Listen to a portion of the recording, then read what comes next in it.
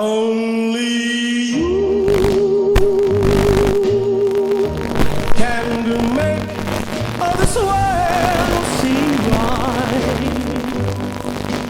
Only you can make. O homem que passou 15 anos assombrando a Rússia. Sinceramente, um caso igualmente pesado aos outros que a gente trouxe aqui no canal, talvez até mais. Então vai aquele aviso básico sobre o conteúdo sensível. E enfim, pega seu lanche, seu almoço e vamos lá. 1936. Ucrânia, ou melhor, União Soviética.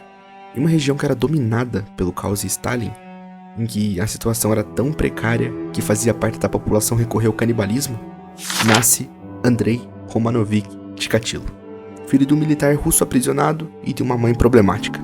Teve uma infância muito perturbada, sempre ouvindo histórias de um suposto irmão que ele tinha, mas que acabou sendo alvo de ataques canibais na região. Andrei cresceu em um cenário proporcional ao seu país naquele momento, instável e problemático. Devido à falta de alimentos na infância, Chikatilo sempre foi fraco fisicamente, porém estudioso. Para falar a verdade, muito estudioso. Alguém muito acima da média para a época, sendo formado em artes liberais, literatura russa e engenharia. Entre 57 e 58, Andrei precisou seguir o caminho do pai e serviu o exército por algum tempo. E ao retornar, ele descobriu que tinha um problema sexual. Problema esse que o deixava permanentemente impotente, se tornando piada em sua região. E, acredite ou não, contribuiu muito para algo inacreditável que ia acontecer no futuro. Depois da descoberta desse problema, a vida dele não ficou nada fácil. E sabe qual outra vida não tá nada fácil? A minha, se você não se inscrever no canal, meu parceiro. Esses vídeos dão bastante trabalho, então se puder dar uma moral pra gente chegar aí nos mil inscritos, eu ficaria extremamente feliz. Voltando, à beira da loucura devido aos seus problemas e questionando se realmente valia a pena ficar vivo, Chikatilo decide que é hora de mudar. E ele precisava de novos ares, uma nova cidade. E foi aí que ele se mudou para Rostov. Mesmo com seu problema sexual, foi nessa região que Andrei constituiu uma família. Se casou com Feodosia Aldinacheva, tendo 2 filhos. Uma menina chamada Yudmila e um menino chamado Yuri. Não esse. Outro Yuri. Com uma família formada e a vida aparentemente estável, Chikatilo opta por seguir a carreira na docência, sendo professor na região de Rostov. Foi aí. O que aconteceu depois disso é perturbador. Andrei não era um bom professor. Ele não era uma boa pessoa. Uma pessoa que aparentava fraca, frágil fisicamente. Como ele conseguiu fazer tanto mal? Em maio de 73, ele cometeu o seu primeiro abuso. Com uma jovem de 15 anos, tudo isso dentro da escola que ele dava aula. Meses depois, ele se trancou com outra aluna na sala de aula e cometeu o mesmo ato. E aí ele não parou mais. Ele recebeu tantas reclamações, mas ele tinha uma posição social muito favorável. Um pai de família, trabalhador, visto com bons olhos ao Partido Comunista da época. O diretor ele foi bem bonzinho, sem demissões, apenas um convite para se retirar, o qual chegou em 74 e foi aceito pelo mesmo. Ele não queria problemas, a escola não queria problemas. Sinceramente, o colégio só fez isso para não gerar nenhuma polêmica pro seu lado. E ele aceitou. Ele até teve uma breve passagem por outro colégio depois, em que ele continuou fazendo coisas horríveis, mas acabou sendo mandado embora poucos meses depois devido à superlotação do local. Por essa instabilidade na sua carreira de professor, Andrei se muda para uma cidade próxima a Rostov, Shakhty, e foi lá que ele fez a sua primeira vítima, Helena Zokotnova, uma garota de apenas 9 anos. Ele atrai ela para um barracão. Primeiro, ele tenta abusar dela, mas falha devido ao seu problema. Frustrado, ele começa a torturar a garota, utilizando o que seria o seu principal instrumento para trabalho, a faca. Como um serial killer, ele deixava uma assinatura perturbadora nas vítimas. Ele utilizava sua boca para destroçar o órgão sexual da vítima.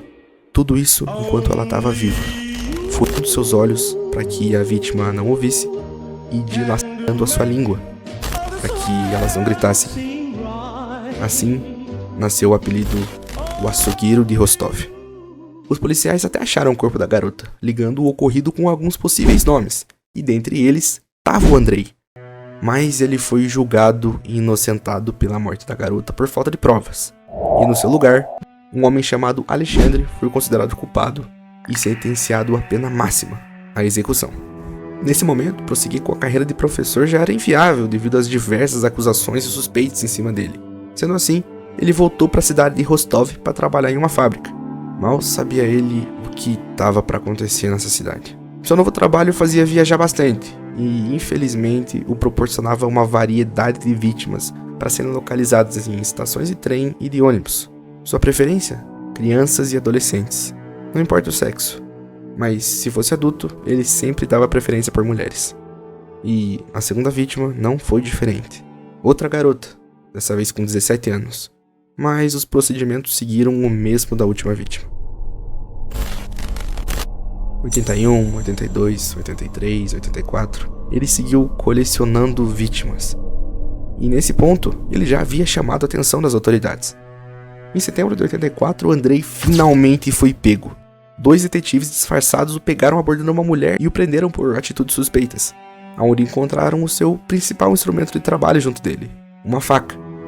Com essas informações, eles relacionaram Andrei a 23 assassinatos. Mas é óbvio, ele foi solto por falta de provas. Seu tipo sanguíneo não bateu com o sangue encontrado na cena do crime. Então, não tinha como provar nada. Tinha? Guarda essa informação que a gente vai usá-la mais pra frente. Visto tudo isso, ele foi solto. E nesse momento, por medo, ele resolveu andar um pouco mais na linha, mas só por alguns meses. Em 85, ele voltou. Em uma viagem a trabalho a Moscou, a vítima foi uma mulher de 18 anos, Natalia Pokliskova, 38 facadas. Em outra viagem, na cidade de Shakhty, ele fez outra vítima. E aí, matar virou rotina. Nesse momento, as autoridades locais ficavam cada vez mais confusas. Andrei até entrou no radar da polícia novamente. Mas, presta atenção, a polícia achava que o serial killer que fez vítimas de 78 a 84 era uma pessoa. E quem estava fazendo vítimas agora, em 85, era outra.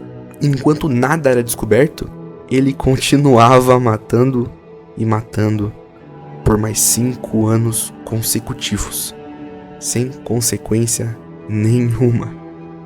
Até que,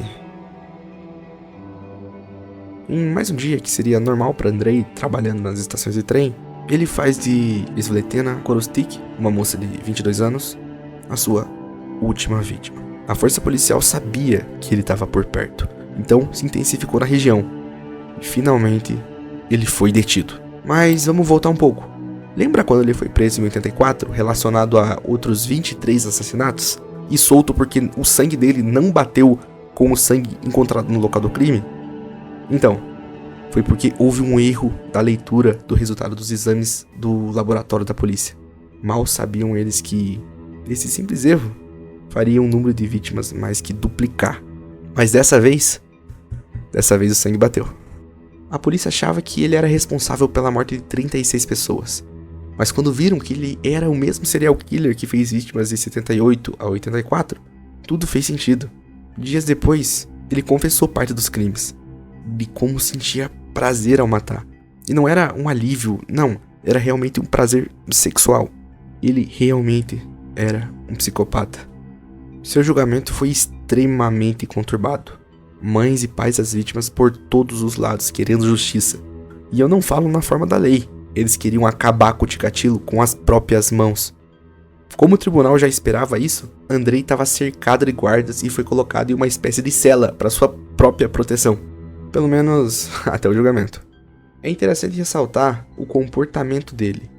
Diferente de outros psicopatas que se mostravam frios nos tribunais, o comportamento de Chikatilo exaltava mais ainda os seus problemas, aonde ficava completamente em silêncio em alguns momentos, como se nada estivesse acontecendo, e poucos minutos depois ele começava a cantar, gritar, enfim, tudo isso com uma quantidade absurda de testemunhas em volta.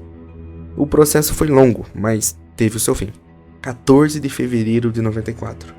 Andrei Romanovich Chikatilo é considerado culpado pelo assassinato de 52 pessoas, condenado à pena máxima escrita na lei russa na época. a execução, com um tiro na nuca. Окончательное наказание. Чикатило. На основании статьи 40 Уголовного кодекса Российской Федерации назначить в виде смертной казни. Поднимайте подсудимого. Чикатило. По приговору суда вы приговорены к смертной казни. Вам ясен приговор суда? Ясен. Уводите.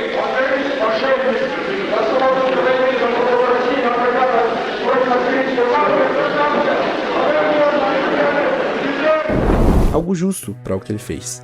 E talvez algo que deveria ter acontecido com outros psicopatas que a gente já viu aqui. Como, por exemplo, o do Joseph Metheny, que fazia hambúrgueres e carne humana. Se você não viu, é só clicar e a gente se vê lá ou no próximo vídeo. Até mais.